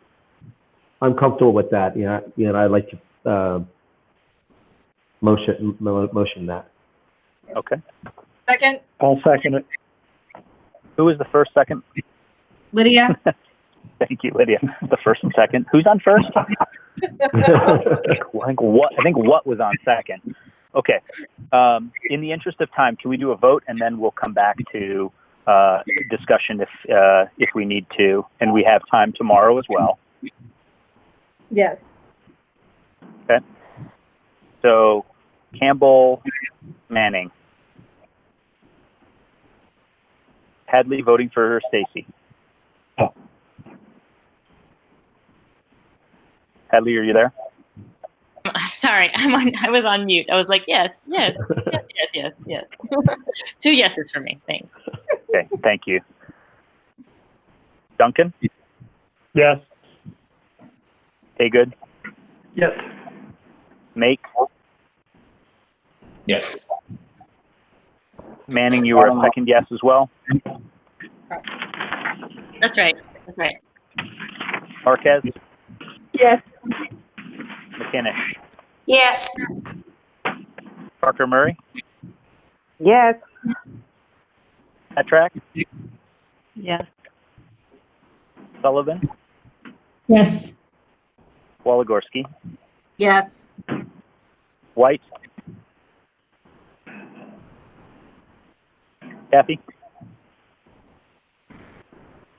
Hear me? Hello, Now we can you hear me? Okay, yes, sorry. Yes, I'm a yes. Okay. Zoe? Yes. Clearly, yep. Okay. Thanks. Okay, team. We're at time. I suspect that as you sleep on these 4 topics, it's possible that other issues or other considerations may arise. We have a full day tomorrow, 9 to 5 p.m., during which time we can debate those. When you arrive, you should expect that I'm going to put up a scoreboard, and the scoreboard looks a lot like what the version of the final report that Lydia circulated to you all. It's going to have what's the elements, what are the decisions we've made so far, and then we're going to have to assign who's going to write the rationale, and then if anybody wishes to offer a minority opinion, we'll make room for that as well. And the goal, knowing that tomorrow is our last meeting, our goal is to come out of there with very clear marching orders. Someone is going to do this by this date, which will allow this person to subsequently stitch that stuff together. We're going to push it out to you all for your for your review. We've got to get to that degree because there's no time for an additional in-person meeting before January 8th. Okay? I'm sorry, I'm going to have to hop off now. I've got a board meeting. So Okay. I'm good with everything you just said, Greg, and I'll see you all tomorrow. Thanks. Thank you. One more thing I'll tell you about tomorrow. During tomorrow's working lunch, Pinnacle will be in. They're going to provide a bit of clarification based on subsequent analysis, and I apologize, I don't know exactly what they're going to share yet. I haven't had a chance to review that. But if you haven't already, you will soon receive an updated version from them. We're going to give them 15 or 20 minutes to share the update, and then the remainder of the working lunch for you all to debate, to ask questions of them while they're here. Okay. Are there any questions about today's discussion or what we're planning to do tomorrow?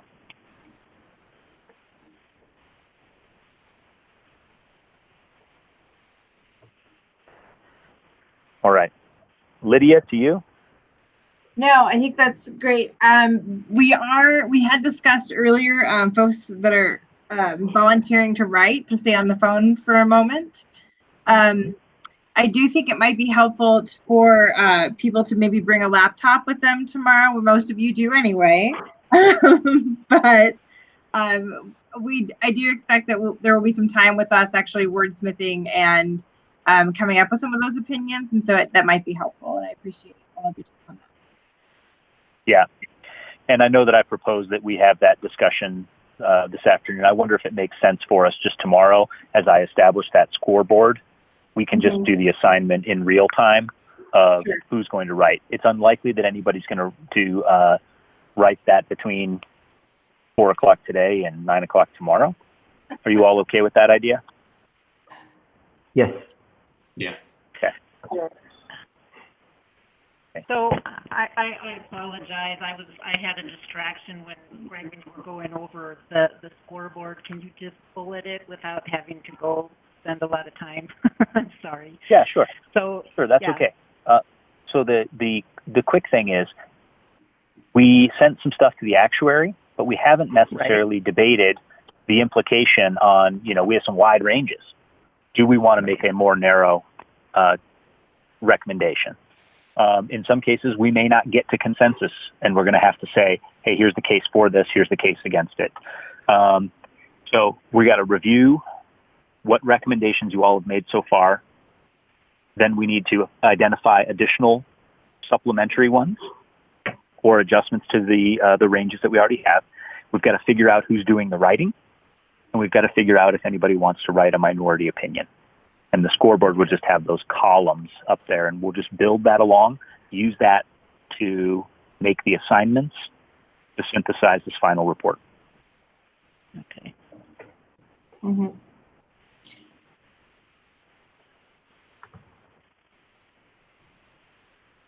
All right. Well, we're 5 minutes past. Lydia, would you like to close the meeting? Yep. Okay, everyone. Thank you so much for your participation tonight. We'll go ahead and close, and I will see you bright and early tomorrow. Thank you. Thank you. Thanks. Bye-bye.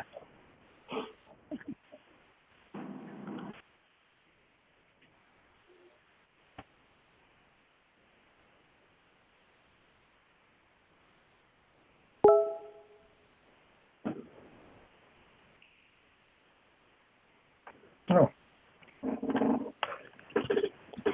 Greg, are you still on? Lydia? I think Lydia left the meeting. She did. I thought they wanted us to stay on there for a few minutes. Yeah, I thought so too, but I actually need to run. Yeah, I have another call. Okay. Perhaps. Honestly, it sounds like we're going to discuss a lot of the report drafting tomorrow. So I don't know if we need to hang on. I don't think they're coming back either. That sounds a good idea. All right. Thanks a lot. See you tomorrow. All right, see you tomorrow, guys. Bye-bye. Okay. Bye-bye. Bye.